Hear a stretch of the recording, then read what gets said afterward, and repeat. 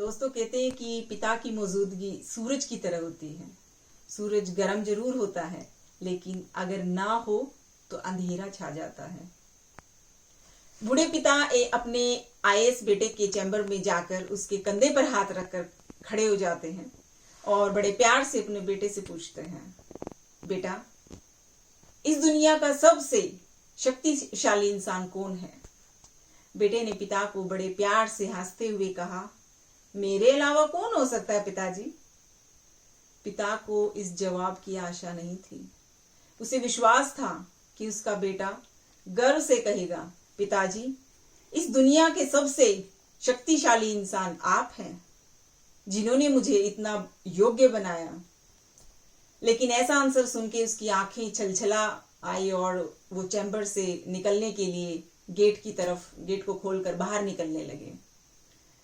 उन्होंने एक बार पीछे मुड़कर फिर से बेटे से पूछा, बेटा, एक बार फिर से बताओ, इस दुनिया का सबसे शक्तिशाली इंसान कौन है?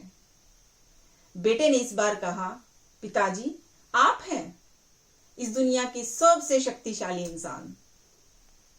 पिता सुनकर आश्चर्यचकित हो गए।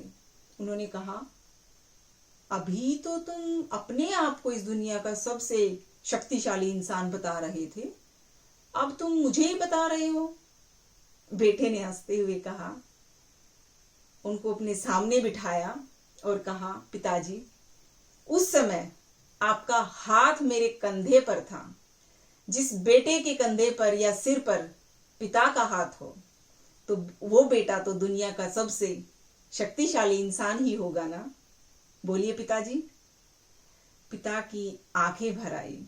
उन्होंने अपने बेटे को कस के गले से लगा लिया। कहते हैं कि दुनिया के हर पिता का सिर्फ एक ही सपना होता है कि उनका बेटा सफलता के नए आयामों को छुए और निरंतर प्रगति करे।